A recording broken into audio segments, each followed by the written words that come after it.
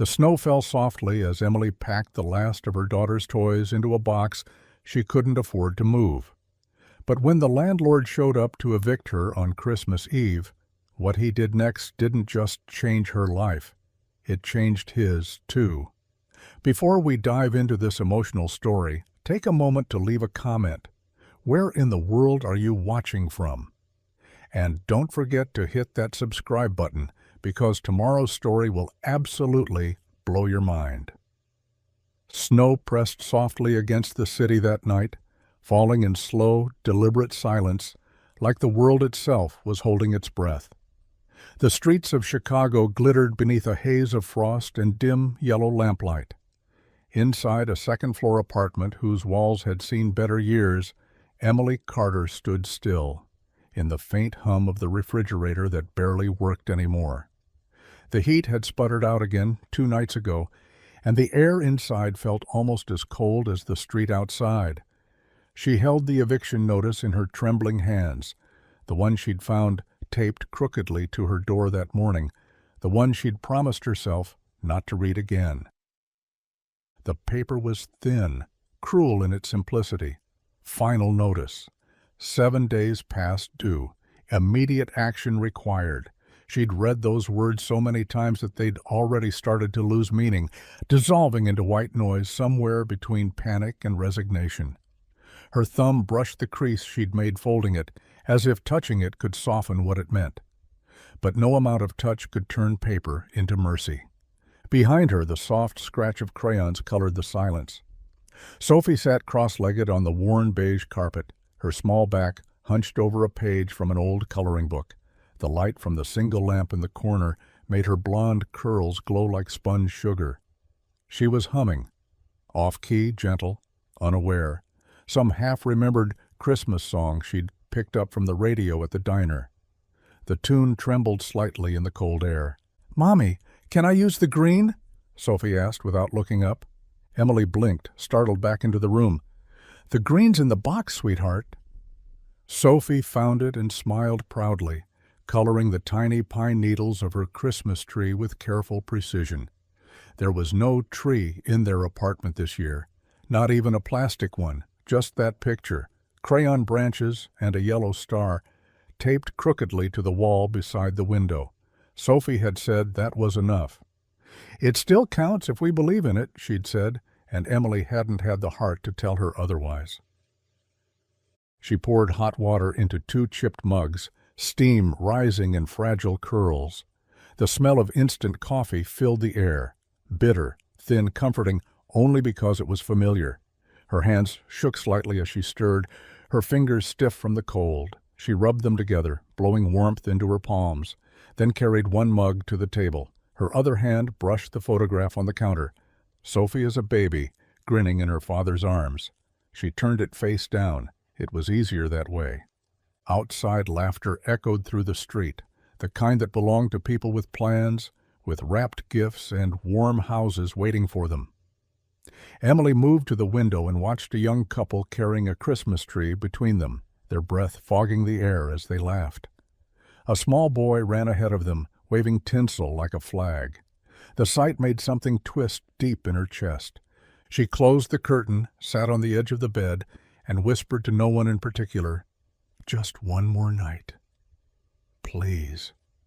The clock ticked loudly on the wall, the second hand dragging through time like it resented its own movement. She knew she was running out of options. The diner had cut hours for the holidays. The pawn shop had already taken her ring, her husband's old watch, and the only jewelry her mother left her. She'd begged for double shifts, but even desperation had its limits. "Mommy, will Santa know where we live if we move?" Sophie asked suddenly. Emily looked up. The question pierced her like cold wind. "Of course, baby," she said quickly. "Santa always knows." Sophie nodded, satisfied, and went back to her drawing. But the innocence in her voice cracked something open inside Emily. She pressed a hand over her mouth to muffle the sob that rose before it could escape. Not tonight, she told herself, not in front of her. She stood, wiped her eyes, and began quietly packing a box with things they could carry if it came to that. The coloring books, Sophie's blanket, her stuffed rabbit missing one eye. The scraping sound of cardboard filled the silence. Each item she placed inside felt heavier than it should have, as if memories had weight. Then, just as she sealed the box, the sound came. 3 knocks, firm and deliberate, echoing down the narrow hallway. Her breath caught. For a moment she thought she imagined it, but then it came again, slow, steady, final. Sophie looked up from the floor. "Mommy?" Emily forced a smile that didn't reach her eyes. "It's okay, honey," she whispered, moving toward the door on legs that suddenly felt weak. Through the peephole, she saw a man standing there, tall, wrapped in a dark coat, snow glistening on his shoulders. His face was calm, but unreadable. He didn't look angry, just tired. The kind of tired that went deeper than sleep could fix. In his gloved hand he held a folded document, the eviction notice. Emily pressed her forehead against the door, the wood cool beneath her skin. Outside, snow continued to fall, soft and relentless. Inside, her heartbeat matched the ticking clock. It was Christmas Eve, and Mercy, it seemed, had forgotten her address. The door creaked open just enough for warm air to spill into the frozen hallway. Daniel Brooks stood there, framed by the glow of the hallway light, snow still dusting the shoulders of his black wool coat. He looked like someone out of place in that narrow corridor, tall, clean-cut, expensive scarf pulled neatly at the collar, yet his eyes carried the same exhaustion as the woman who now stood facing him. His gloved hand tightened slightly around the folder he held, the edge of a document poking out like a guilty secret. For a moment neither of them spoke.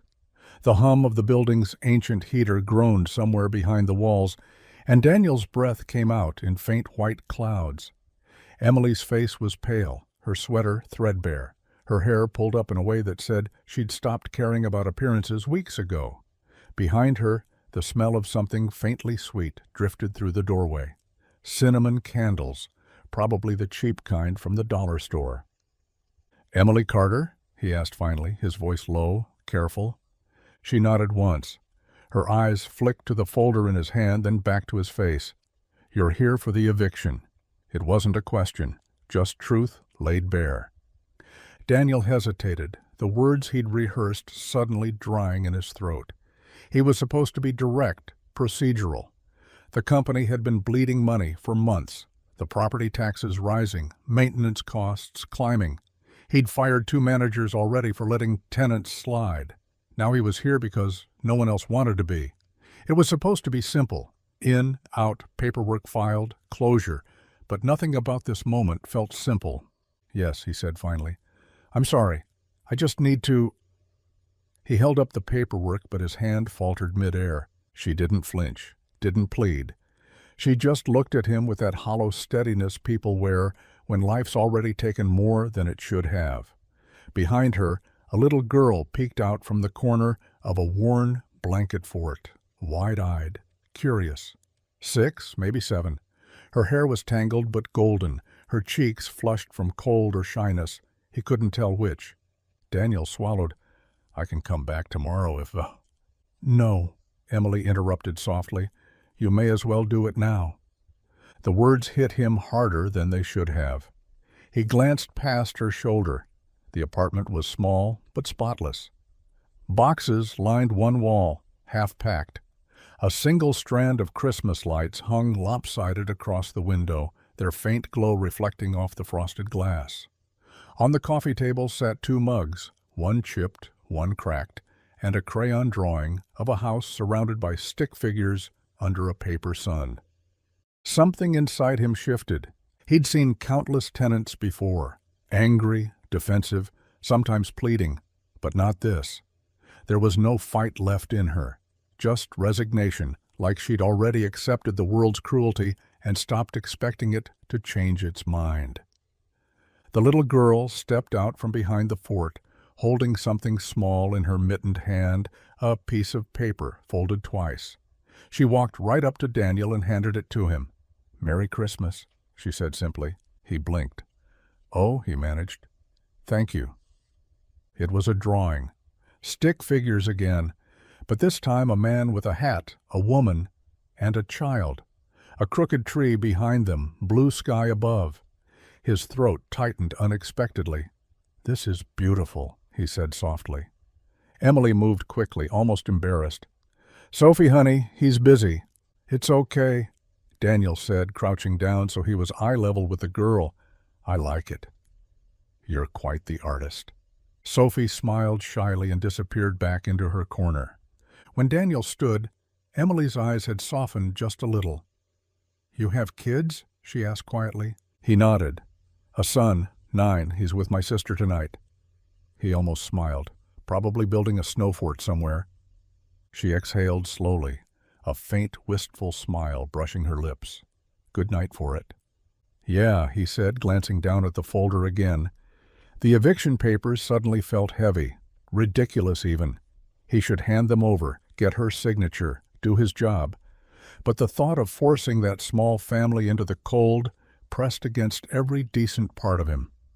The flickering Christmas lights reflected in her eyes like tiny, fragile stars. "I'll go quietly," she said. "You don't have to feel bad." He looked at her, really looked, and realized that was exactly why he couldn't go through with it. "I'll be back tomorrow," he said quietly, though he wasn't sure if it was a lie or a promise. She opened her mouth to protest, but he was already stepping back into the hall. Daniel paused, one hand braced against the doorframe. "Merry Christmas, Ms. Carter," he said softly. Her reply was barely a whisper. "Not this year." As the door closed, the sound of Sophie's humming drifted faintly through the wood. Daniel stood there for a long time, the drawing still in his hand, the snow piling outside and the realization settling deep in his chest that maybe, just maybe, he didn't want to be the villain in this story after all. Before Daniel could get a word out, the little girl appeared again, small footsteps padding softly over the faded carpet, her mittened hands clutching a folded piece of paper like a secret. Her curls bounced as she came to a stop in front of him, chin tilted up in shy determination. "Merry Christmas," she said, her voice delicate but sure, and she held the paper out to him with both hands. Daniel hesitated. The moment felt too gentle for what he'd come here to do. Slowly he took it. The paper was thin and slightly crumpled, the edges smudged with color. When he opened it, his breath caught. A house, small, square, with smoke rising from a chimney drawn in blue crayon, stood surrounded by trees under a sky of falling snowflakes. There was a tiny family in front of it holding hands. Above them in uneven letters were the words "Home Sweet Home." He stared at it, realizing the house looked familiar. The shape of the windows, the way the stoop slanted, even the tree to the side. It was this very building, only brighter, alive. Not the cold, peeling place he managed, but something imagined, something better. For a moment, Daniel wasn't standing in a drafty apartment with an eviction notice in his hand. He was inside her world, where warmth existed simply because she believed in it. "Thank you," he said softly, his voice breaking more than he intended. Emily stepped forward quickly, her tone apologetic. "I'm sorry." "She doesn't quite understand what's going on. Sophie, sweetheart, Mr. Brooks is just here to—" "It's beautiful," Daniel said before she could finish, his words quiet but certain. He crouched down so he was level with the little girl. "You like drawing houses?" Sophie nodded, her eyes shining. "This one's ours," she said, "but Mommy says we have to move again." The words hit him with the weight of a hammer he hadn't seen coming. He looked at her. At the innocence in her voice, the certainty that ours could exist, even when the world said it didn't. The eviction papers in his pocket suddenly felt heavier, like they carried not ink and legal codes, but stones. He swallowed hard. Behind her, Emily froze, her face tightening with embarrassment. "Sophie—" "It's okay," Daniel said, cutting her off gently. He didn't look at Emily, not yet. He couldn't. Something was happening inside him, something uninvited. He remembered another small pair of hands once covered in color. His son, Eli, sitting cross-legged at their old kitchen table 3 winters ago, drawing his mother at the piano. "Look, Daddy," Eli had said. She's smiling. He had smiled back then, pretending not to notice how frail his wife had grown in the weeks before she passed. She used to sit beside Eli for hours, showing him how to shade sunlight on rooftops, how to draw the idea of warmth. "You can't paint what you don't feel," she used to say. Now, watching Sophie clutch her crayons like treasures, he could almost hear his late wife whispering through the memory. The resemblance between those two scenes, his past and this present, cut through him like glass. He cleared his throat, forcing himself to stand. "You're quite the artist," he said, but the words came out quieter, gentler. Sophie grinned at the compliment and went back to her coloring space on the floor, humming a small tune that sounded like safety. Emily exhaled, crossing her arms tightly. She doesn't usually talk to strangers," she murmured, her voice softening in spite of herself. "Maybe I'm not a stranger," Daniel said before he could stop himself. The sentence hung there, suspended in the still air. He didn't mean it in any strange way. He barely understood it himself. But there was something about this place, about them, that felt painfully familiar, as if the universe had folded two broken stories together and asked him to notice. Emily looked at him, unsure whether to be grateful or angry. "You're here to take our home," she said quietly. He didn't answer right away. He looked down at the drawing in his hand again, at the blue sky Sophie had colored so carefully. A world where people stayed, where homes didn't vanish overnight. He wanted to say something kind, something honest. Instead, all he managed was, "I'm here because someone has to be." She didn't reply. The silence between them wasn't heavy, but fragile.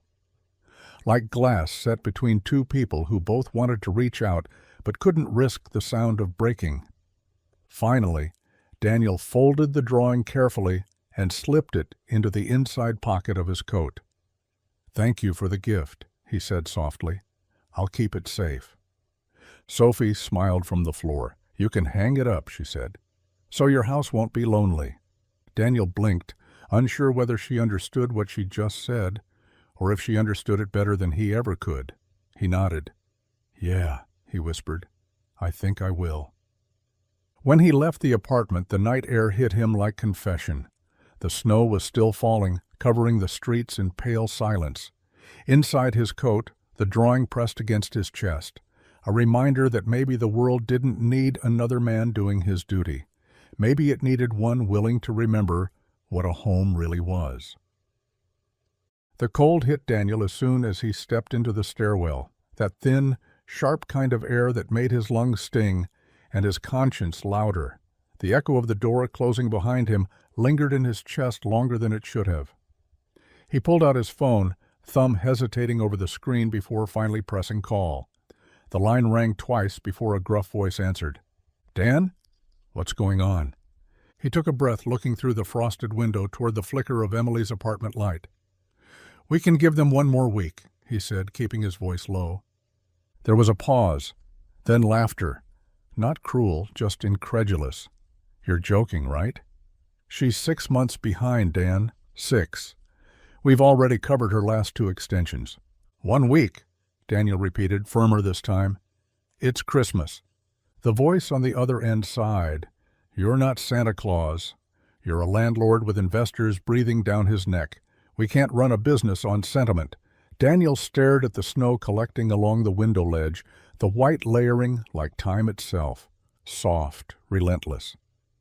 "You ever think," he murmured, "that maybe sentiment's the only reason people survive the rest of it? Don't start with philosophy. File the eviction and close the book. You've done your part." The call ended with a click that felt colder than the wind slipping through the cracks in the stairwell. For a long moment Daniel just stood there, phone in hand, listening to the hum of the building. Somewhere, a faucet dripped in steady rhythm. Somewhere else, a baby cried faintly, soothed by a voice he couldn't quite hear. Life, messy and unprofitable, pulsed through the walls like heat he couldn't control. He rubbed a hand over his face, exhaled, and walked back down the hallway. When he reached Emily's door again, he could hear the quiet sound of cardboard, the scratch of tape pulling, the dull thud of something being wrapped in newspaper. He knocked gently. "Yeah?" came her voice from inside, wary, tired. "It's me," he said. The door opened an inch.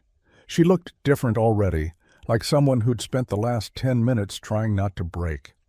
Her hair had fallen loose, and her sleeves were rolled up. There were 3 boxes stacked near the wall: dishes, books, memories.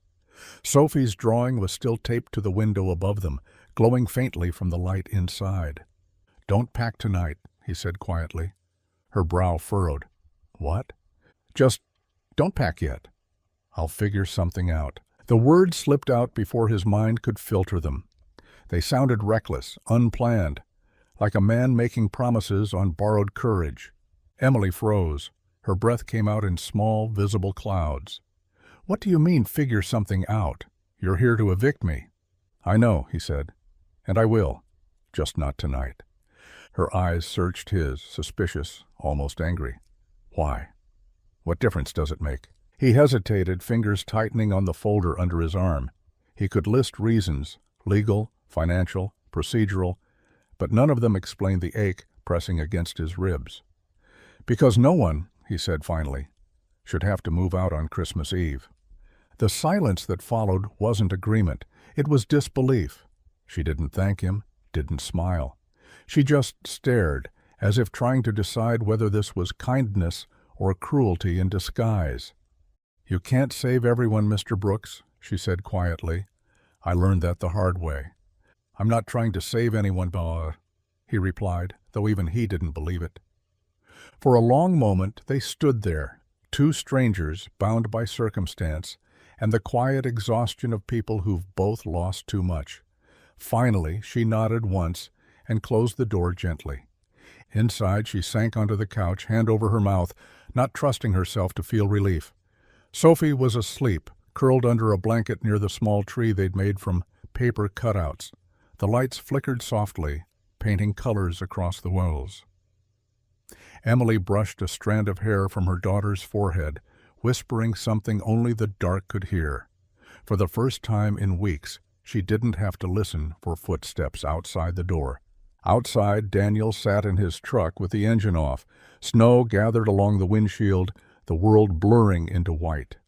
He rested his head against the seat, the folder of eviction papers still unopened on the passenger side. The steering wheel was cold under his fingers, but what chilled him more was the thought that maybe he'd just made a mistake he couldn't afford. Not financially, but personally. He looked up at the apartment windows, one glowing square among the rest. Somewhere inside, a little girl was sleeping. A mother was breathing easier, and a man who'd come to play the villain was wondering if mercy could ruin him or save him instead. The house was quiet when Daniel walked in, the kind of quiet that doesn't just mean silence. It means memories are doing the talking. The lights were off except for the glow of the TV flickering across the living room walls. A Christmas special was playing, the same one his wife used to love. The old claymation one with the shaky stop-motion figures and songs that got stuck in your head for days. The same one that used to make Rachel laugh so hard she'd cry. Eli had fallen asleep on the couch, curled under a blanket that was too small for him now. His hair was a mess of chestnut curls, one hand still clutching the remote, the other resting near a framed photo that had been knocked slightly askew. Daniel walked closer and picked it up. Rachel smiled back at him from the picture. Her arm draped around a younger version of him, her eyes, that particular shade of hope he hadn't seen in years. He traced the edge of the frame with his thumb, his chest tightening. He looked down at his son. Eli's chest rose and fell in steady rhythm, his small mouth opened just slightly. Every time Daniel saw him sleeping, he saw her. The shape of his face, the tilt of his nose, even the small furrow between his brows when he dreamed. It was all Rachel. He turned off the TV, leaving only the soft hum of the heating vent and the whisper of snow falling against the windows. Then he walked to his desk in the corner, the one buried in half-sorted papers, unpaid bills, and unopened mail. The eviction folder sat right where he'd left it, Emily Carter's name printed neatly across the top. He stared at it for a long time, the words blurring slightly in the dim light. She wasn't just another tenant anymore. Not since he'd seen the drawing, not since Sophie had looked up at him with that quiet certainty that the world still had goodness in it. He sank into the chair and rubbed his eyes. He could almost hear his business partner's voice echoing in his head. Cold, precise, reasonable. "You're not running a charity, Dan," and maybe that was true, but there was another voice too, softer and older, one he hadn't heard in years, Rachel's. He could see her again, standing in their old kitchen, sleeves rolled up, hands dusted with flour from the pie crust she was making.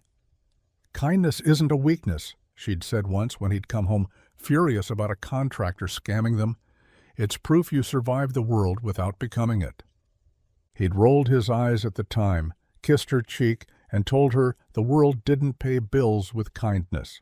But now, sitting alone in a room that still smelled faintly of the pine candle she used to burn, her words came back like something alive.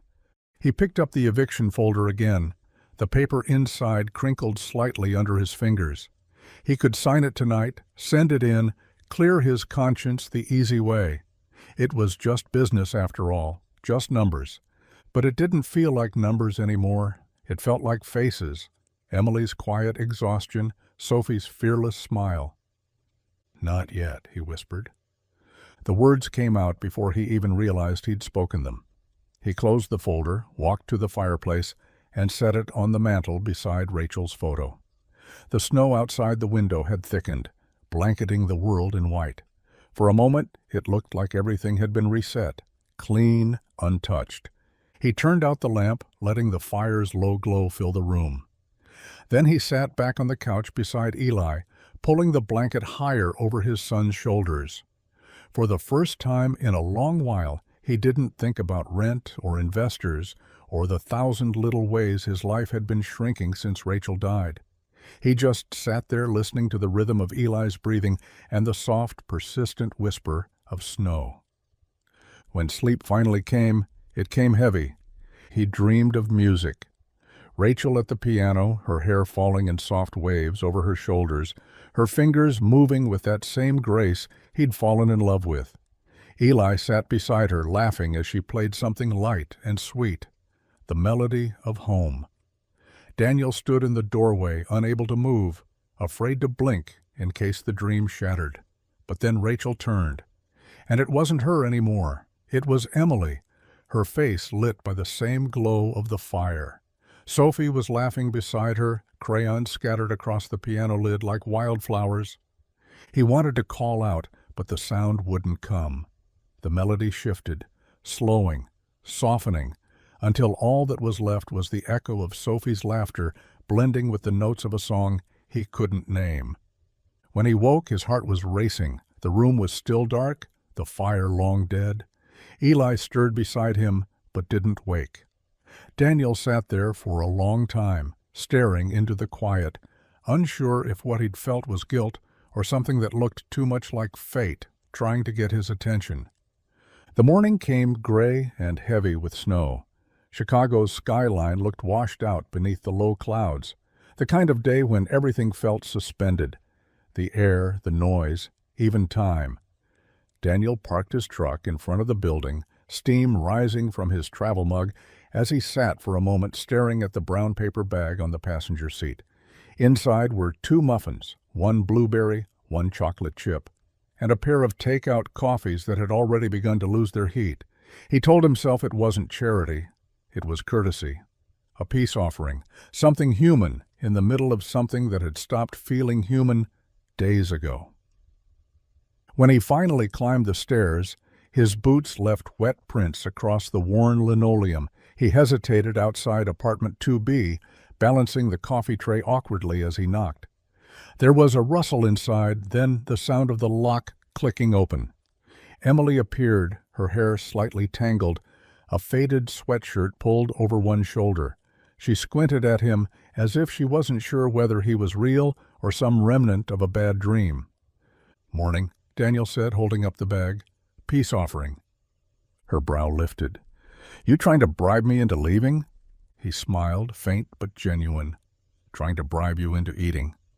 For a moment she just looked at him, suspicion and fatigue warring in her eyes. Then, from behind her, Sophie's voice piped up. Is that chocolate? Daniel crouched, holding up the bag. You tell me. The girl scampered forward, her small hands reaching inside like a magician's assistant mid-performance. She pulled out the chocolate chip muffin with a triumphant grin, tore into it instantly. Crumbs dusting her sleeves. Daniel chuckled, setting the coffees on the counter. Guess that's a yes. Emily crossed her arms, watching them both. You didn't have to do this. Maybe not, he said. But it seemed better than showing up empty-handed again. Empty-handed, and with an eviction notice, you mean? He winced, nodding. Yeah, that too. Something in the honesty of his tone softened her expression. She sighed, leaning against the doorframe. You know, most landlords don't bring breakfast. I'm not most landlords, he said, clearly. They moved into the kitchen, the three of them settling into a silence that wasn't awkward, just new. The heater clanked and hissed like an old man clearing his throat. The smell of coffee filled the small space. Sophie perched on a chair, swinging her legs, humming between bites. Daniel took a sip of his own drink and let the warmth sit in his chest. For the first time, the apartment didn't feel like a problem to solve.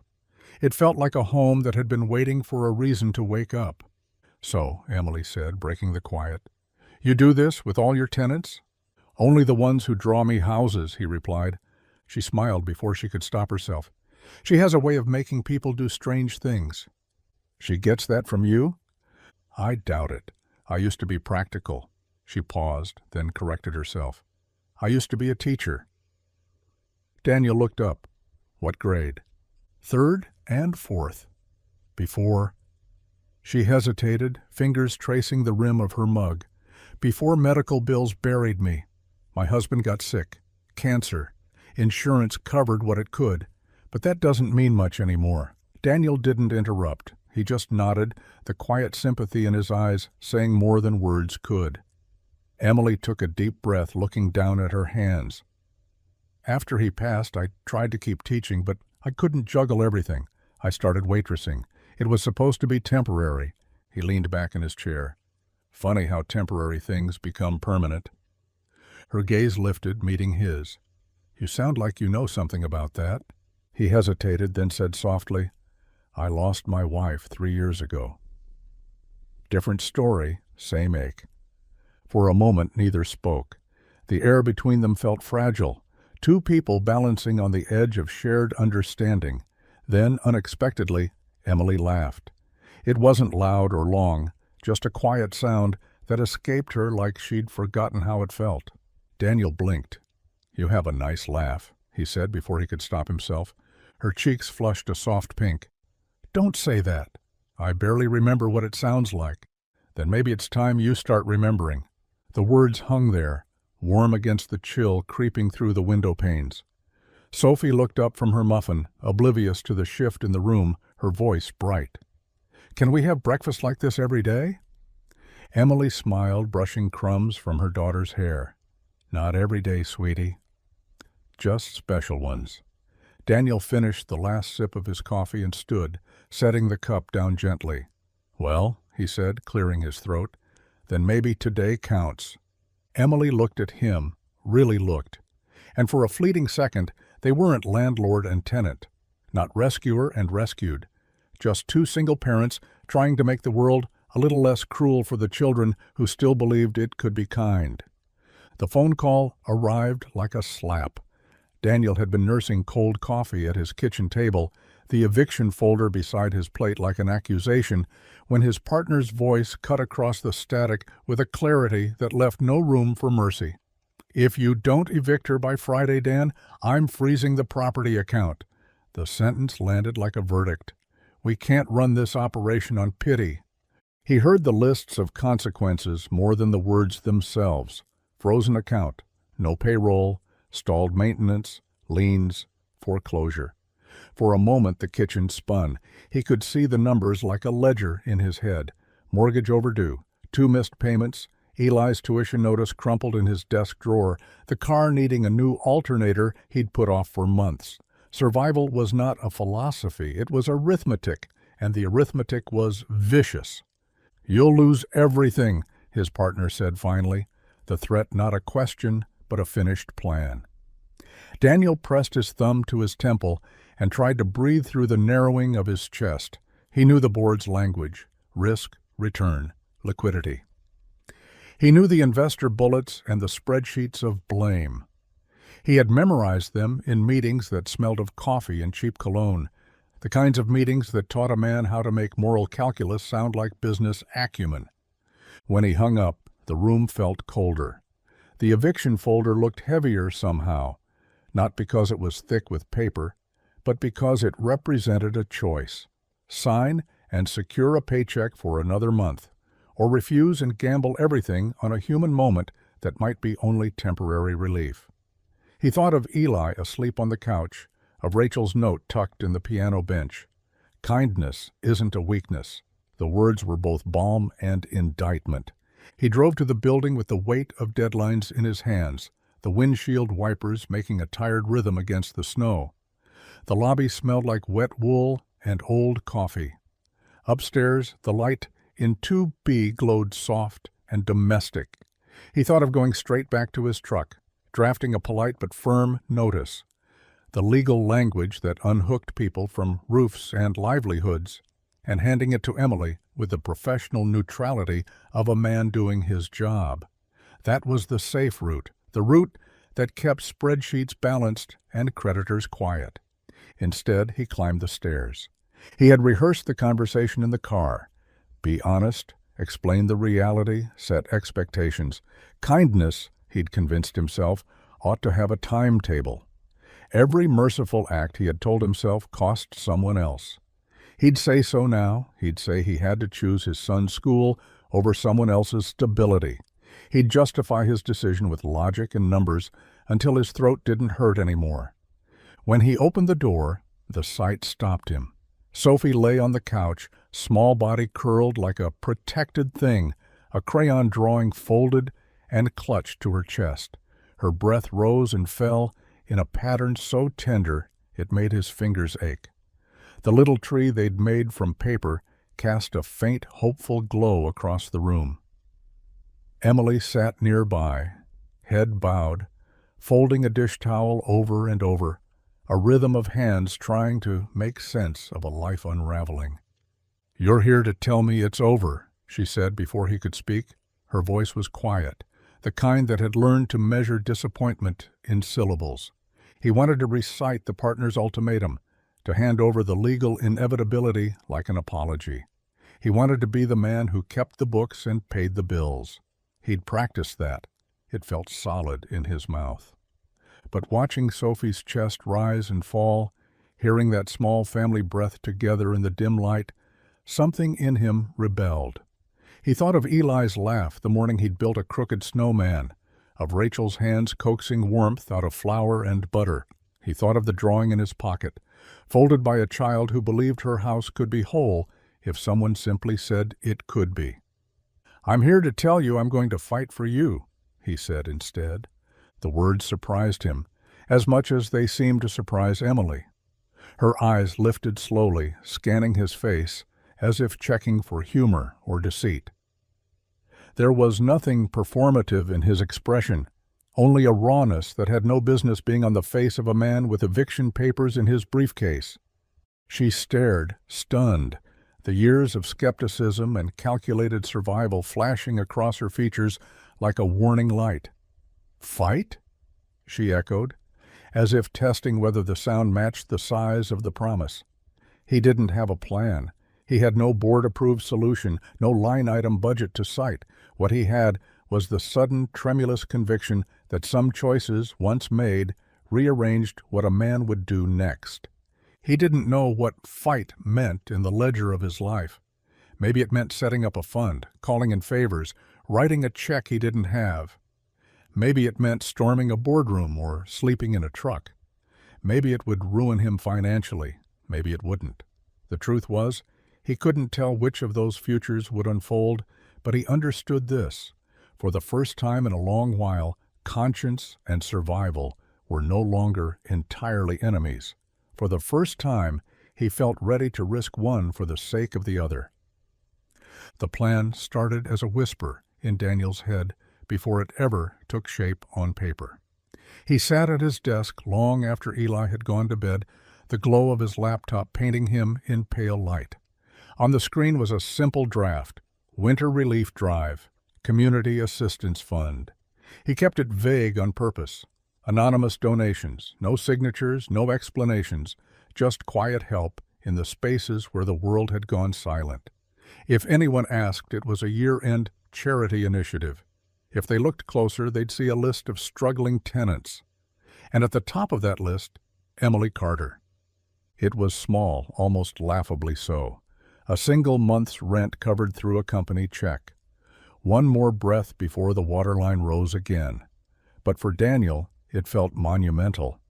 It was an act of rebellion wrapped in compassion. And rebellion always came at a cost. He'd already decided he could live with that. When he showed up at the building later that morning, the hallway smelled faintly of pine and dust. A delivery truck idled outside as two men carried in a large fake Christmas tree. Full, green, perfect. "Lobby decor," Daniel said when the building manager raised an eyebrow. "For the residents." The manager shrugged, too cold to care, and went back to his paperwork. Daniel plugged in the lights himself.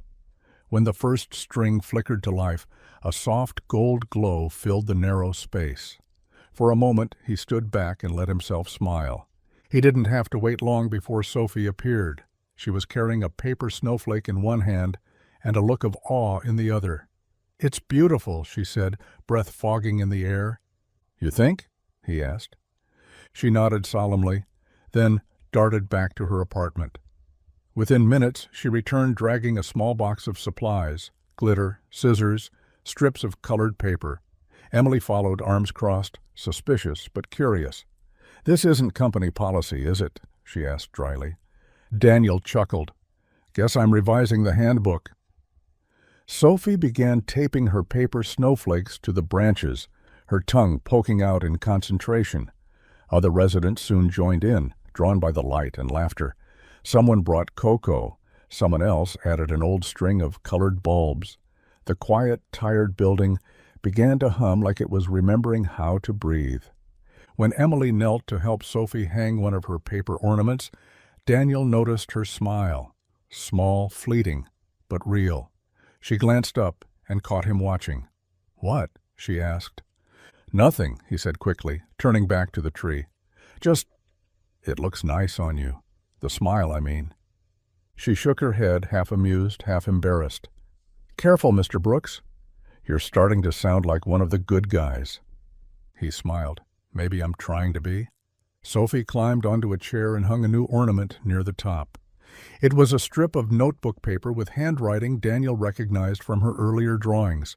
In red crayon, she'd written, "I wish we could stay." The words landed in his chest like a prayer he didn't know how to answer.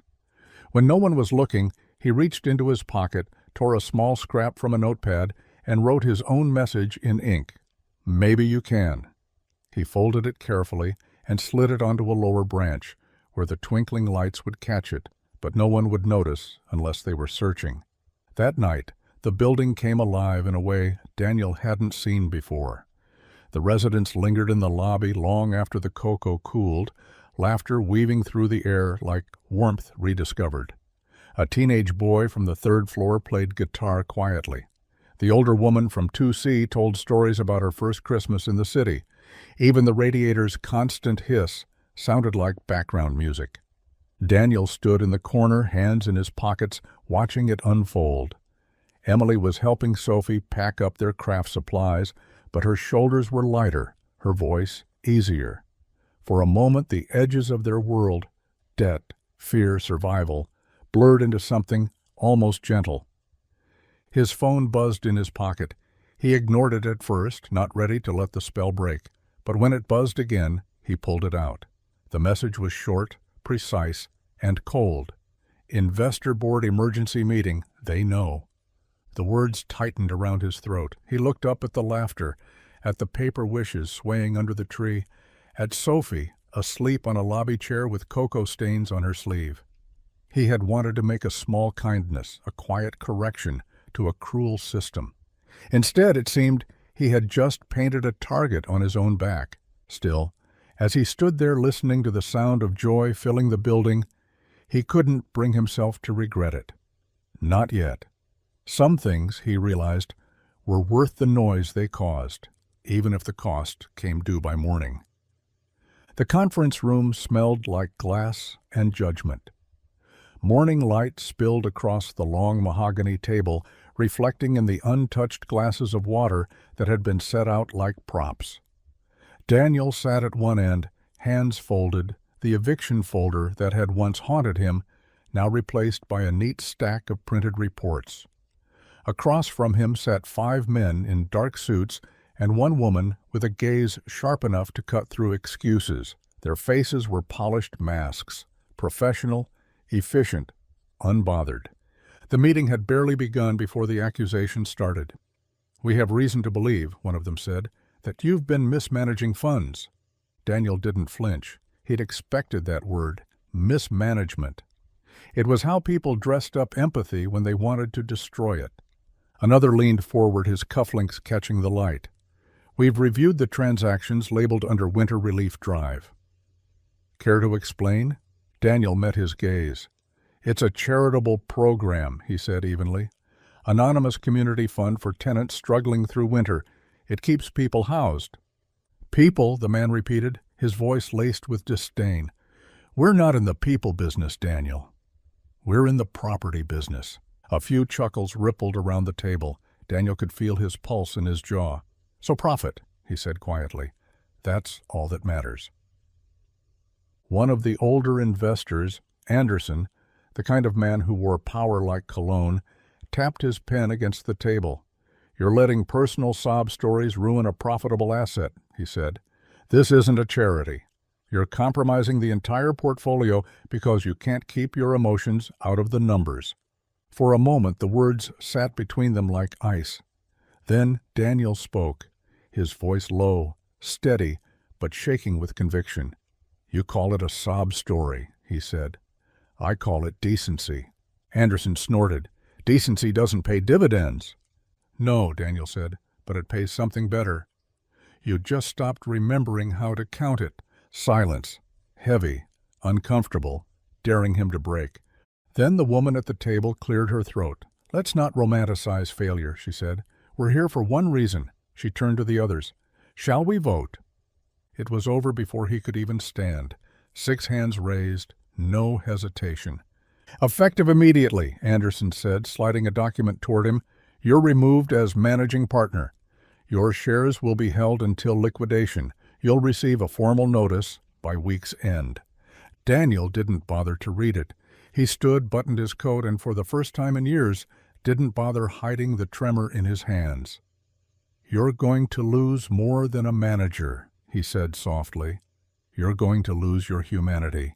And when you do, I hope you remember this conversation." No one replied. The woman adjusted her pen. Anderson checked his watch. Daniel left without another word. Outside, the cold hit like a rebuke. Snow fell thick and fast, blurring the world into a single white sheet. He climbed into his truck, gripping the steering wheel so tightly his knuckles went pale. For a long while he just sat there, watching the flakes melt against the windshield. Each one disappeared before it had a chance to stay. He'd done the right thing. He knew that. But doing the right thing didn't make the next breath easier or the next mile less uncertain. The buildings he'd once managed passed by like ghosts as he drove, windows glowing faintly with the warmth he'd just lost the right to provide. That night, the house felt smaller. Eli was sitting on the floor, building something out of mismatched Legos. A house, or maybe a fort, Daniel couldn't tell. He sat beside him, silent for a long moment before finally speaking. "Bud," he said, "we might have to move." Things got complicated at work. Eli didn't look up. "Because of the lady and her kid?" Daniel exhaled, a laugh catching somewhere in the middle of it. "Yeah?" because of them. Eli picked up another piece, snapping it in place.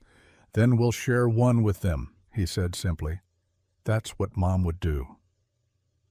Daniel stared at him, at his son, at the clarity that only children seemed capable of.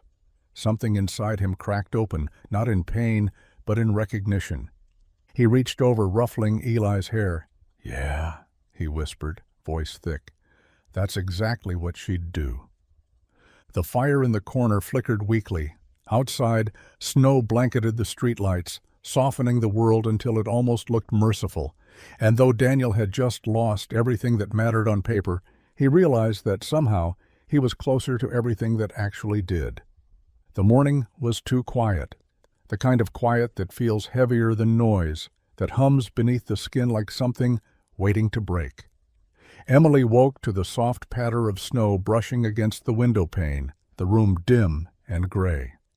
Sophie was still asleep, her arm flung across a pile of crayons, like she'd been guarding them through the night. Emily slipped from bed, careful not to wake her, and walked to the door to retrieve the morning paper someone always left in the hall. That's when she saw it, a sealed, white envelope taped neatly to the doorframe. No markings, no stamp, just her name, written in handwriting she didn't recognize. Emily Carter. She frowned, peeling it loose carefully. Inside was a single folded sheet of paper, creased down the center, the ink faintly smudged as though the writer had pressed too hard. She unfolded it and read, "You don't owe me anything. Just promise me this. When you stand again, help someone else up too.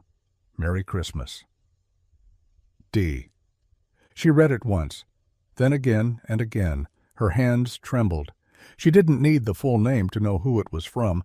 The words carried the same quiet decency as the man himself. Simple, unadorned, and entirely too kind. But it was the phrase, "You don't owe me anything," that hollowed her chest, because she did. She owed him everything. She sat down on the cold floor, the letter trembling in her fingers. Her eyes traced the ink until the words blurred, the tears she'd been holding back finally spilling. It wasn't pity that filled her. It was something sharper, more unbearable, guilt. Somewhere in the hallway she heard footsteps and the distant hum of an elevator. The world was already moving on, and yet she sat still, the note open on her lap. She didn't even notice Sophie stir awake until a small voice said, "Mommy, what's wrong?" Emily wiped her face quickly, forcing a smile that didn't hold. "Nothing, baby. Just reading a letter." From Santa? Emily's throat tightened. Something like that. When Sophie went back to coloring, Emily stood, grabbed her coat, and slipped the letter into her pocket. She didn't even put on proper shoes, just boots without socks, and rushed downstairs. The leasing office was at the far end of the lobby. The door was unlocked, the overhead light still humming faintly. Inside, the desk sat empty. Dust motes drifted through the thin rays of light, cutting across the blinds. Daniel's nameplate was gone, his chair gone. Even the coffee mug that used to sit near the window was gone, leaving behind a ring-shaped shadow on the desk. "Hello?" she called out, her voice echoing in the stillness. "Daniel?" Silence. She found herself standing in the center of the room, unsure what she'd expected. Maybe an explanation, maybe a chance to say thank you or I'm sorry, or both at once. Instead, there was only absence. She ran a hand over the desk, her fingers brushing against a stray paperclip, cold and ordinary. She took the letter from her pocket, unfolded it again, and stared at it until the words began to blur. "You don't owe me anything." He was wrong about that. He had given her and Sophie something she couldn't name, the faint but dangerous possibility of hope. Outside, the snow had thickened, layering the sidewalks in white. She stepped into it, head tilted up toward the pale morning sky, and whispered, to no one in particular, "Where did you go?" Across the city, Daniel sat in his truck, parked near the edge of the old stone church downtown. The building was quiet, stoic, its stained glass windows dim with frost. The engine idled low, a faint hum beneath the sound of snow ticking against the windshield. Eli sat beside him, legs tucked under his seat, unwrapping a granola bar. "Are we really going to work here now?" he asked. Daniel nodded. "Maintenance job. Smaller pay, but we'll manage." Eli chewed thoughtfully, then glanced up. "Do you think we'll see them again? The lady and the little girl?" Daniel's gaze drifted toward the horizon, where the snow blurred into sky. He thought of Sophie's drawing still tucked into his jacket pocket, the one of the house that looked like theirs but wasn't. He thought of Emily's tired smile, of the Christmas lights taped to her wall. "If it's meant to be," he said quietly, "the world has a funny way of circling back." Eli nodded as though that was good enough, then leaned against his shoulder. Daniel turned off the ignition, letting the quiet settle in. The church bell rang faintly somewhere above them, low and solemn, echoing through the cold air. He didn't know what the next day would bring, only that kindness, once given, had a way of finding its way home. The winter deepened in quiet, relentless ways. Days bled into weeks, and the city moved on as it always did, pretending it wasn't freezing, pretending everyone was fine. Emily wasn't fine, but she learned to function inside the ache. She took extra shifts at the diner, the kind that left her hands cracked from detergent and her feet numb from hours on tile. The money wasn't much, but it kept the lights on and Sophie warm. That was all that mattered. Daniel's note stayed in her purse, folded neatly between old receipts and bus passes. Sometimes, on her break, she'd unfold it just to read the same 12 words again. "You don't owe me anything. Just promise me this. When you stand again, help someone else up too." She'd trace the loops of his handwriting with her fingertip like it was scripture, her lips moving silently to the rhythm of those words. So when the waitress from apartment 4C came in, crying one afternoon saying her rent was short and her landlord wouldn't wait, Emily didn't hesitate. She quietly slipped part of her own paycheck into the woman's coat pocket before leaving work. No note, no name, just a debt paid forward. And when she walked home that night, the cold didn't feel quite as sharp, but kindness doesn't pay in miracles. It just builds a bridge for them to find you later. 2 weeks after Christmas, the first real storm of the season rolled in. Wind howled through the streets like something alive, carrying shards of snow that bit against bare skin. The city lights blurred into halos behind the frost. Emily and Sophie had just left the diner when the car refused to start. The kind of dead silence that meant it wasn't just cold, it was done. Emily tried again and again, her breath fogging the windshield until she couldn't see. Sophie coughed in the back seat, small and hoarse. "Mommy, I'm cold," she whispered. Emily's heart lurched.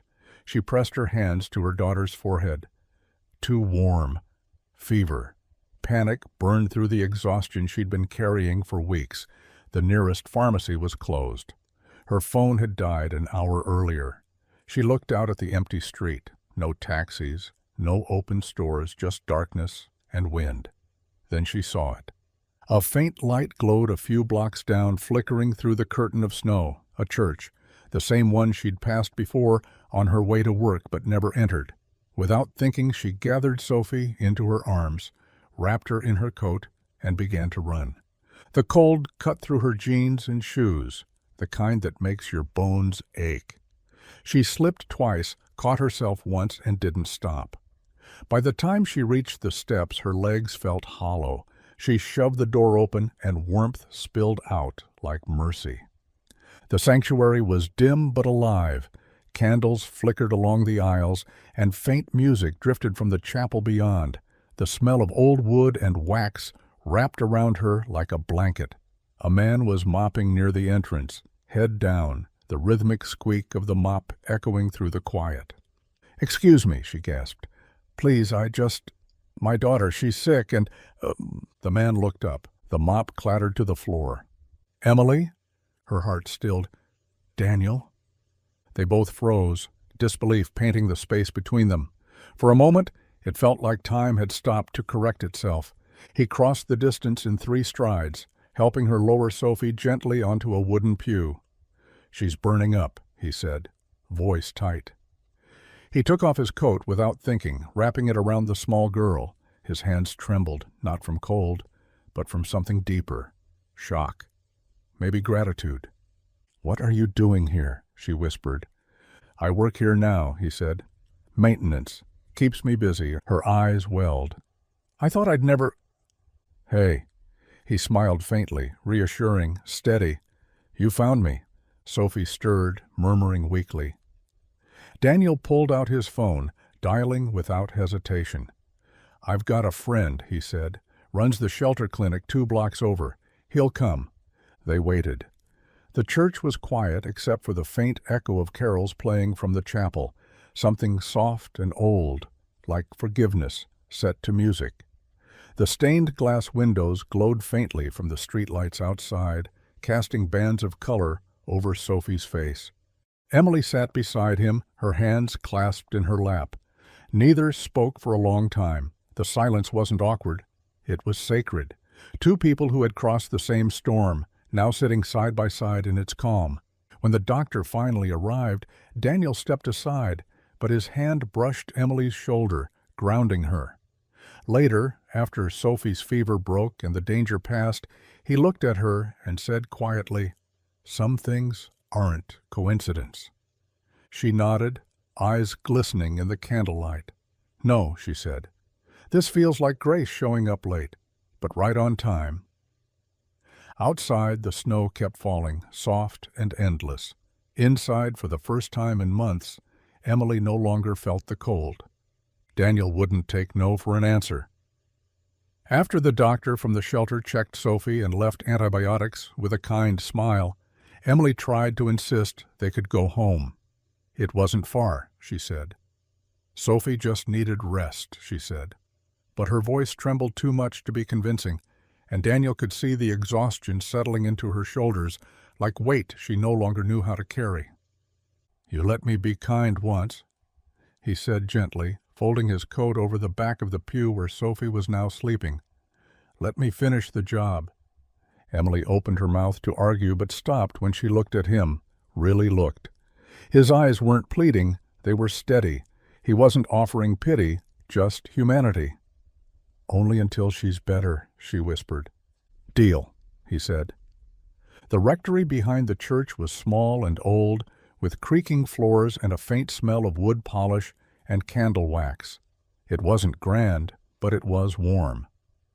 Father Leon, the parish priest, met them at the door, an older man with kind eyes and the slow grace of someone who'd seen too much sorrow to be surprised by any of it. "Guests?" he asked, eyebrow raised. "Refugees," Daniel replied. Father Leone smiled knowingly. "Then the house of God will do what it's meant to."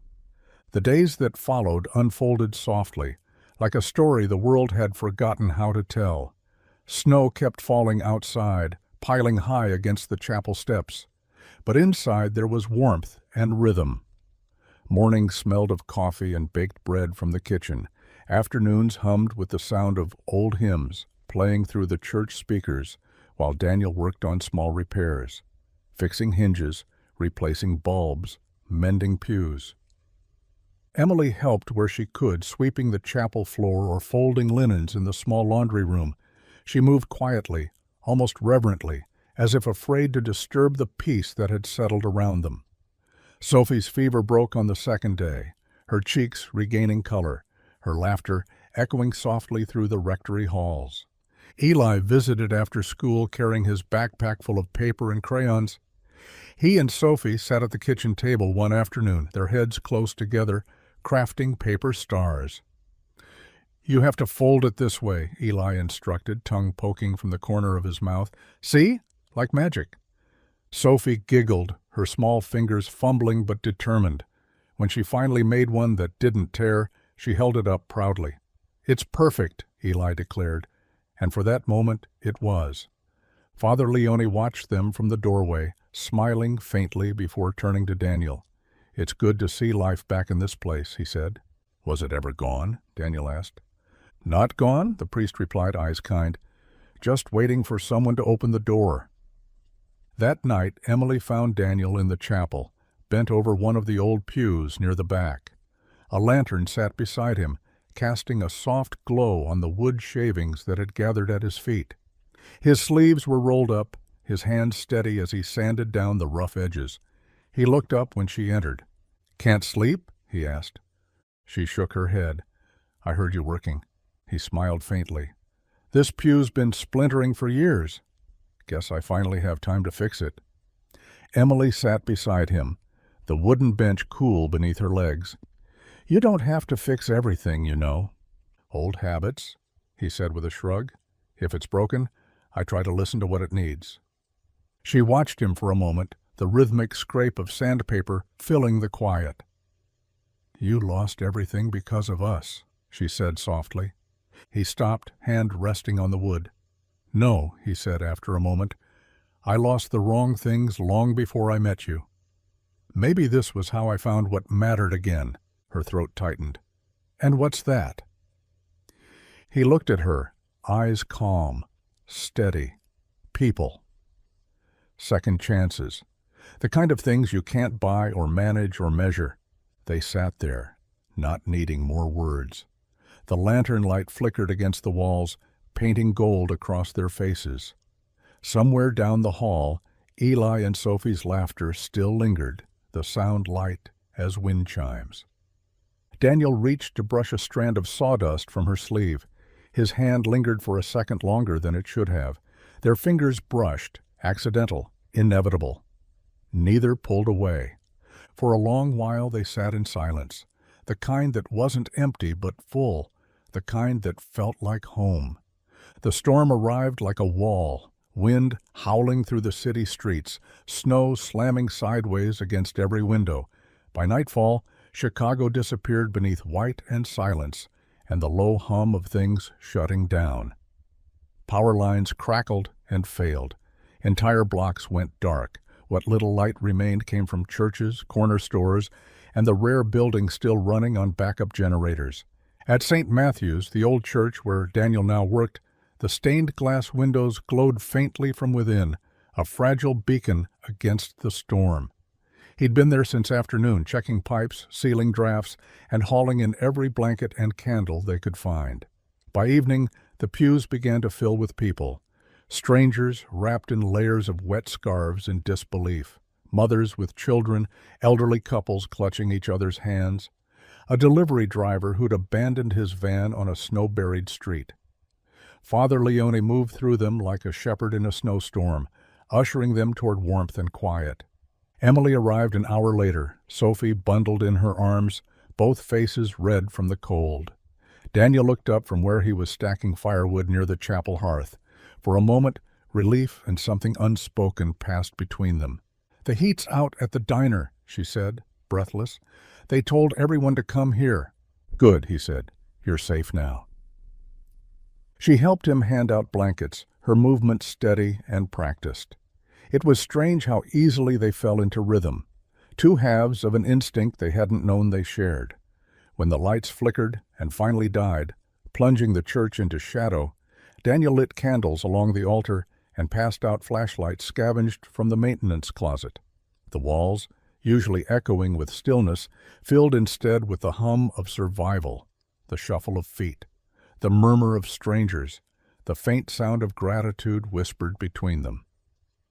In the corner of the room, Sophie and Eli gathered a small group of children. Someone found an old guitar missing a string, and with it, they began to sing softly into the glow of a single flashlight. Silent night, holy night. Their voices wove through the dark like thread pulling the seams of the world back together. Emily stopped mid-step, watching them. Her throat tightened at the sight, Eli strumming gently, Sophie's little voice rising with all the bravery her 6 years could hold. Daniel stood across the room, handing out bowls of soup to a line of tired faces. When he looked up, his eyes met hers through the flickering light. For a long moment, neither moved. The air between them wasn't charged with the rush of new love, but with something quieter. Reverence. Recognition. Two people who'd both lost too much, now watching hope rebuild itself in real time. Daniel smiled softly, almost shyly. Emily's lips trembled into an answering smile. Around them, voices swelled, the kind of sound that makes even non-believers close their eyes. When the last of the soup was gone, and most of the children had drifted to sleep on makeshift beds of coats and pew cushions, Father Leone stepped to the front of the sanctuary. His voice carried easily over the hush. "We weren't meant to be alone tonight," he said, gesturing toward the crowded church. "Sometimes the best miracles don't come wrapped. They come walking through our doors when we least expect them." A few people clapped softly, then more joined until the sound filled the space. Emily pressed a hand to her chest, overwhelmed. The tears came before she could stop them, not from sadness, but release. Daniel stood behind her, his voice low near her ear. "Looks like we stayed," he whispered. She turned slightly, catching his gaze again, eyes shining in the candlelight. "Yeah," she murmured, smiling through her tears. "We did." Outside, the storm still roared, but inside, the church glowed like the heart of the world. Families huddled together, children slept safely, and music lingered in the air long after the last note faded. Emily sat beside Daniel at the edge of the pew, their shoulders nearly touching, the silence between them steady and full. Around them, strangers had become something closer, a congregation of survivors lit by faith, by kindness, by each other. And as midnight mass began, the wind outside howled a little softer, like even the storm knew when to bow its head in reverence. Winter began to loosen its grip slowly, like a hand unclenching after too long in the cold. Snow still lingered in the corners of the city, but sunlight was finding its way back, pale, tentative, golden in places where it hadn't touched for months. In the weeks following the blizzard, St. Matthew's became something of a legend. People called it the Christmas miracle, though Daniel always winced a little at the word. It wasn't a miracle, not really. It was just what happened when people remembered they could still care for one another. The story spread through local news stations first. Photographs of the church glowing in candlelight, the community sheltering together, the headline calling it a night of hope in the storm. Within days, donations began to pour in, coats, food, money, and enough goodwill to make even cynics pause. And with that flood of generosity came an idea. One Daniel hadn't expected to lead, but somehow found himself at the center of. The old community center 2 blocks away, the one that had been closed for years, was being reopened. The city wanted someone to manage it, someone practical, grounded, familiar with the neighborhood. Father Leone had recommended him. When they handed Daniel the keys, he turned them over in his palm like something too fragile to trust. The building was a ruin, broken windows, peeling paint, the faint smell of dust and disuse, but standing inside it, he could already see the bones of something good. Emily came by the first afternoon he unlocked the doors. She stood just inside the entrance, hugging her coat around her, eyes sweeping across the cracked floor and faded murals. "You sure about this?" she asked, her voice echoing faintly in the cavernous space. Daniel smiled, brushing dust off his hands. "It needs warmth," he said simply. She took a step forward, looking up at the high windows where sunlight poured in through broken glass, scattering across the floor in fractured shapes. "Then let's build it." And just like that, they began. The days blurred into a rhythm of paint cans and laughter, of old furniture carried out and new dreams carried in. Emily turned one corner of the building into what would become the art room. The walls were still scarred with graffiti and fingerprints, but she saw beyond that. "This is where the kids will come," she told Daniel, sketching an outline on the wall. "They'll paint what they can't say." He nodded, smiling faintly. "You sound like you've done this before?" "I have," she said. "Before the bills, before everything else. I used to teach art. Guess I forgot what that felt like." "Well," he said, handing her a roller, "looks like you're remembering." They worked in companionable silence, the kind that hummed with purpose. Sometimes Sophie and Eli came along, running through the empty halls, their laughter ricocheting like bells. Eli showed Sophie how to stack milk crates into towers. Sophie taught him how to draw stars that didn't need rulers. The sound of their joy filled the space better than any sermon could have. In the afternoons, Father Leone stopped by with coffee and half-eaten donuts, watching them rebuild something larger than walls. "You two," he said once, smiling with quiet pride, "remind me what faith looks like when it rolls up its sleeves." Emily laughed. "We're just painting." He shook his head. "You're restoring." By the second week, the windows gleamed again. The floorboards were sanded and polished. Daniel rewired the lights himself, the glow warm and golden when they flicked on for the first time. He looked around, his chest tight, the scent of paint and new beginnings mingling in the air. Emily stood a few feet away, her fingers streaked with blue. She caught his gaze and smiled. "You look like a man seeing sunlight for the first time." "Maybe I am," he said softly. Outside, the city was waking up from its long freeze. Inside, life was returning to a place everyone had forgotten. Sophie and Eli were still playing in the hall, chasing each other past the doorway, their laughter trailing behind like a promise. Daniel leaned against the newly painted wall, breathing it all in. The warmth, the sound, the color, the sense that for once he wasn't simply patching things to keep them from breaking. He was building something meant to last. Emily walked up beside him, brushing a stray paint fleck from his sleeve. "What are you thinking?" she asked.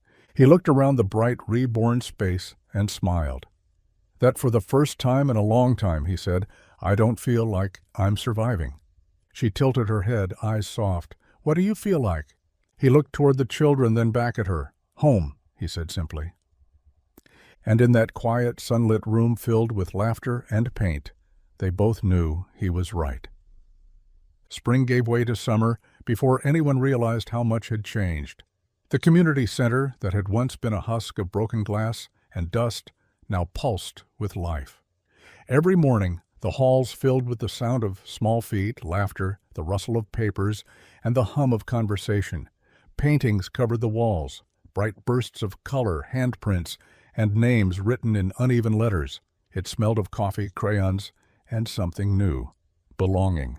When the ribbon-cutting ceremony came, the city called it the Christmas Miracle Project. Reporters filled the lawn with cameras and microphones, turning a story of quiet grace into headlines. Father Leone gave a short speech about faith that doesn't wear a collar, and children released white balloons that disappeared into the afternoon sky. Emily stood off to the side with Sophie, her arm resting lightly around her daughter's shoulder, while Daniel moved through the crowd, shaking hands, smiling politely. He looked like himself now, not the man who had once hidden behind polished suits and polite regret, but someone steady, grounded. The lines on his face hadn't vanished, but they'd softened, carved by peace instead of exhaustion. Halfway through the event he saw them. 3 men in pressed suits standing by the entrance, watching with calculating smiles. He recognized them instantly, the board, or what remained of it. The same men who had once accused him of letting sentiment interfere with business. The same men who had voted to strip him of his position. They approached with the kind of confidence that comes from money, not conviction. "Daniel," the tallest one greeted, extending a hand. "Quite the comeback, isn't it?" Daniel shook his hand, but didn't match the grin. "I wouldn't call it a comeback," he said. "Just a new direction." The man chuckled, glancing around the lively crowd, the cameras, the families. "Whatever you're doing, it's working. Public loves a redemption story, makes them feel good about themselves." "Is that what this looks like to you?" Daniel asked quietly. "To me," the man replied, "it looks like opportunity. You've got a brand here, Dan. Heartwarming, community-driven, feel-good PR. We could help you scale it.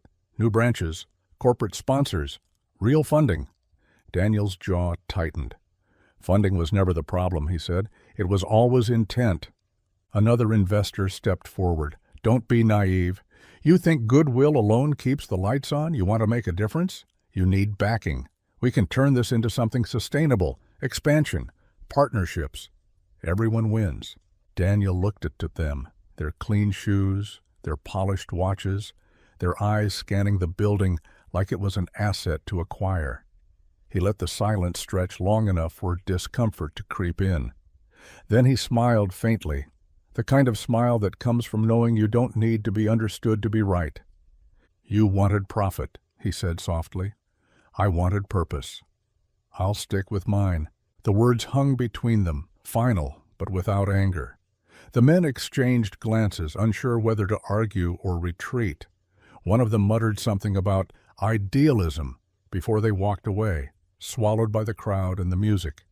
Emily had seen the exchange from across the room. When their eyes met, she didn't move toward him.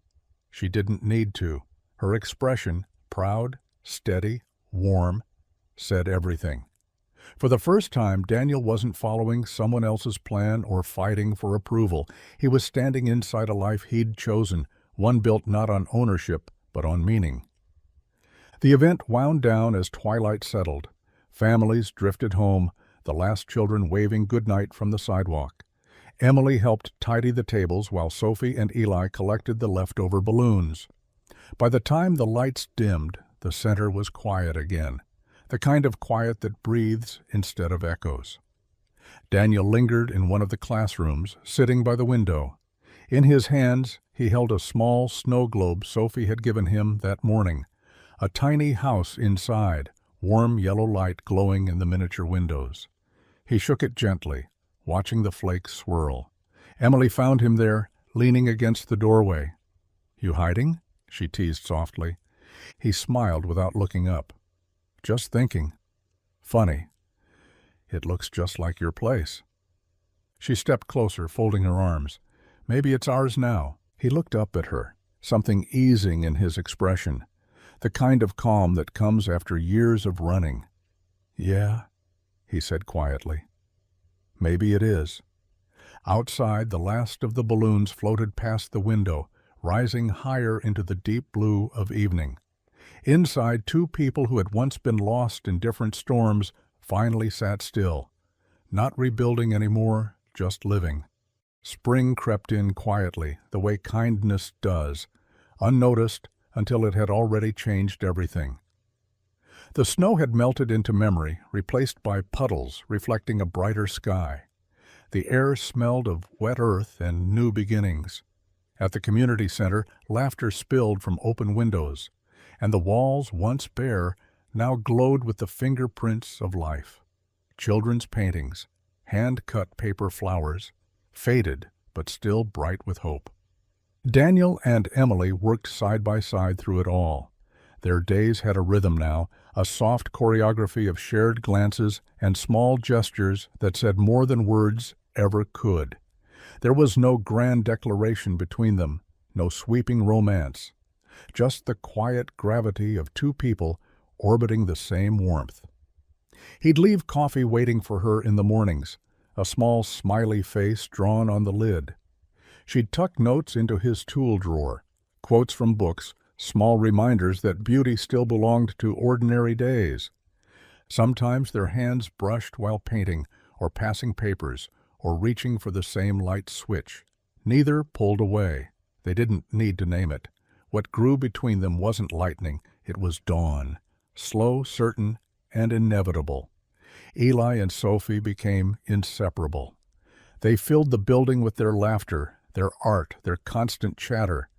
"They're like siblings," Emily said one afternoon, watching them chase each other through the yard. Daniel smiled. "Or co-conspirators." "They get that from you," she teased. He shrugged, pretending not to notice how her laughter softened the air around him. He'd forgotten what it felt like, not to fall in love, but to belong in someone's presence without fear. Late one evening, when the building had emptied and the lights hummed low, Emily returned to pick up a folder she'd left behind. The moon hung pale through the high windows, casting a silver sheen across the polished floors. As she walked down the hall, she heard music, not from a recording, real, raw, alive. She followed it to the main room. Daniel was at the piano, back straight, head bent, his fingers moving carefully across the keys. The melody was tender and haunting, a piece stitched together from memory. It filled the room like light through stained glass, fractured but still whole. She leaned against the doorway, listening. When he noticed her, his hands faltered. The final note lingered before fading into stillness. "I didn't think anyone was here," he said, his voice barely above a whisper. "I was just leaving," she replied. "But then I heard—" She gestured toward the piano. "Don't stop. It's beautiful." He looked at the keys, then at her. "I haven't played in years. Not since—" He trailed off, the unspoken name hanging gently between them. Emily took a few steps closer. Was it hers? The song? He nodded. "Rachel used to love this piece. Said it sounded like the ocean breathing." He laughed softly. "I thought if I played it again, it would hurt less. But it still does, just differently now." "Then let this be your encore," she said softly. "Play it for her. For you. For whatever's next." Daniel hesitated, his fingers hovering above the keys. Then he began again. This time the music came slower, deeper. Each note carried something fragile: sorrow, forgiveness, renewal. Emily closed her eyes, letting it wash over her. The sound filled every corner of the room, a quiet conversation between past and present, between loss and what dared to follow. When the song ended, he looked up. There was no applause, just the soft hum of the building around them, and the shared understanding that something sacred had been spoken in silence. "I didn't think I'd ever play again," he murmured. Emily smiled, a small, steady thing that felt like light returning to an old window. "Then let this be your encore," she said again. He nodded, the faintest smile ghosting across his lips. And for the first time in years, he didn't feel haunted by the music. It didn't belong to grief anymore. It belonged to the living, to laughter in the next room, to paper stars still hanging from the ceiling, to the woman standing quietly beside him, who somehow made loss feel like home again. Love didn't roar back into his life that night. It hummed, gentle as the final note, a reminder that it never replaces what was lost. It simply restores what was still waiting to be found. The world had found its color again. Christmas lights blinked from every lamppost, the air carried the faint scent of cinnamon and pine, and laughter drifted through the cold like music. Inside the community center, warmth spilled from every corner. Families crowded around long tables, children darted between chairs with ribbons in their hair, and someone was playing "Have Yourself a Merry Little Christmas" on an old upright piano that had seen better decades. It had been exactly 1 year since the blizzard, 1 year since St. Matthew's became a refuge, since two strangers met under the quiet mercy of candlelight. Now the community center, once a forgotten shell, pulsed with life. On the entrance wall hung a new sign carved in wood and painted gold, the Brooks Carter Foundation, because no one should lose a home on Christmas. Daniel stood by the doorway, coat dusted with snow, watching the scene unfold like a living memory. Emily was beside him, her hair tied loosely, the light catching in her smile as she waved to volunteers. The noise of the room, the laughter, the soft murmur of gratitude, the clatter of plates, didn't overwhelm him anymore. It soothed him. This wasn't chaos, this was proof. He looked around, quietly taking it in. The mural Sophie had painted with the other kids, bright with stars and handprints, the tables full of donated food and gifts, the families who had once lined up outside soup kitchens now sitting together, eating like they belonged. For the first time he realized that they did. Eli and Sophie moved through the crowd like small ambassadors of joy, handing out wrapped presents from a pile near the stage. Sophie's Santa hat kept slipping over her eyes, and Eli, pretending to be serious, adjusted it every time. "You're supposed to wear it straight," he said. "But crooked's more fun," she argued, grinning. "Fine," he said. "You're the boss." Emily laughed watching them, her hand brushing Daniel's arm. "I think they've officially taken over the operation," she said. "They're better at it than we ever were," he replied. She turned to look at him, and in the soft golden light, her eyes held that same quiet warmth she'd carried since the night in the church. "You ever think about how far we've come?" "Every day." "Hey," he said, and still not enough. The sound of cameras clicking pulled him back. Near the stage, a local news crew had arrived, the same reporter who had once covered the storm story. She smiled brightly, waving them over. "Mr. Brooks." "Miss Carter, can we get a photo for the feature?" Daniel chuckled, shaking his head.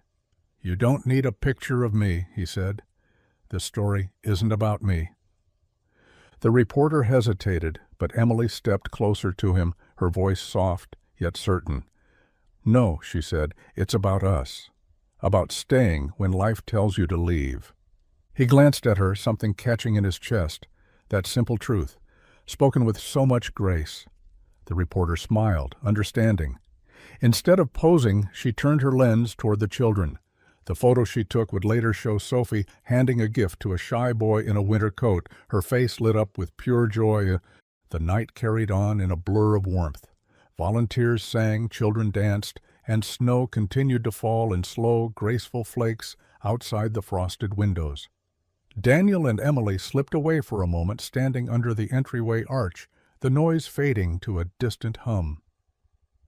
"Do you ever miss it?" she asked. "The life before this?"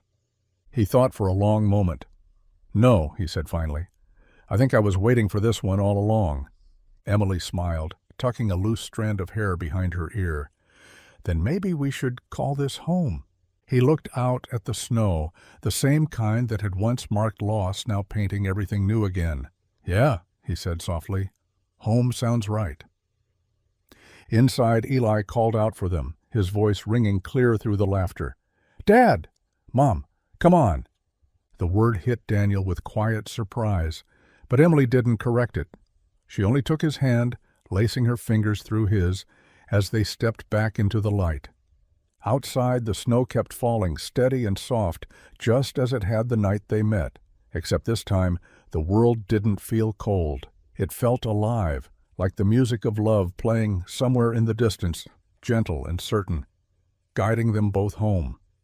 The building had gone still. The laughter, the clinking of plates, the rustle of coats and boots had faded into memory. Only the faint hum of the heating vents remained, steady and low, like the world exhaling after a long, full night. It was past midnight now, and the last traces of Christmas Eve lingered in the scent of cocoa and pine that clung to the air. Daniel walked through the quiet halls of the community center, switching off lights one by one until only the glow from the main hall remained. The piano sat there beneath the window, its surface reflecting the soft, golden light from the street lamps outside. He hesitated before sitting down, brushing a thin layer of dust from the keys. It wasn't really dust, just the day settling, waiting to be turned into sound. He pressed one note, tentative at first, then another. The melody that followed was slow, familiar. It wasn't perfect, it never was, but it didn't need to be. The song was the same one he had played for Rachel years ago, the same one that had broken him the night she died. Tonight, it didn't ache. It breathed. Footsteps padded softly behind him. Emily appeared in the doorway, her hair loose, sweater sleeves pulled over her hands. She didn't say anything, just crossed the room and sat beside him on the bench. "Couldn't sleep?" she asked gently. He shook his head, smiling faintly. "Just didn't want the night to end." "Me neither." Sophie came next, rubbing her eyes, dragging her blanket behind her like a cape. She crawled up into Emily's lap and rested her head against her mother's shoulder. Her small fingers toyed with the ends of Emily's hair, her eyelids heavy. Daniel kept playing, softer now, his touch lighter with each measure, until the melody barely hovered above silence. "Remember when you came to evict us?" Emily whispered, a smile tugging at her lips. Daniel's laugh came quietly, low and warm. "You mean when you moved into my heart, rent-free?" Emily chuckled, trying to muffle it so she wouldn't wake Sophie. "That line's terrible," she whispered. "I've been saving it all year." She shook her head, smiling. "You're impossible." "Maybe," he said, "but at least I'm persistent." Outside, the snow drifted lazily past the window, each flake catching light before disappearing into the hush of night. The city beyond the glass seemed to hold its breath. No sirens, no horns, just the quiet pulse of winter doing its slow, patient work. Daniel's fingers moved again, tracing the final verse of the melody. Emily leaned her head against his shoulder, her breathing syncing with the rhythm of the song. Sophie murmured something half-dreamed, a sound like a sigh, and settled deeper into her mother's arms. The room felt suspended, not in time, but in grace, the kind that comes only after the storm has passed, when the heart stops fighting and simply listens. When the final note came, Daniel held it longer than he should have. It rang clear, then faded gently, dissolving into the warmth around them. He let his hands fall into his lap. Emily didn't speak. She didn't need to. For a long moment they just sat there. Three souls bound not by chance, but by choice. The light dimmed to a soft amber glow, wrapping around them like an embrace. Outside, the snow kept falling, quiet and endless, painting the streets white again.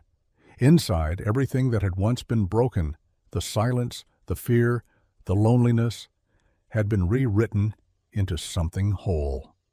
And as the music's echo finally disappeared into stillness, a voice, soft and steady, the kind that belongs to every storyteller who's ever believed in redemption, seemed to speak through the quiet.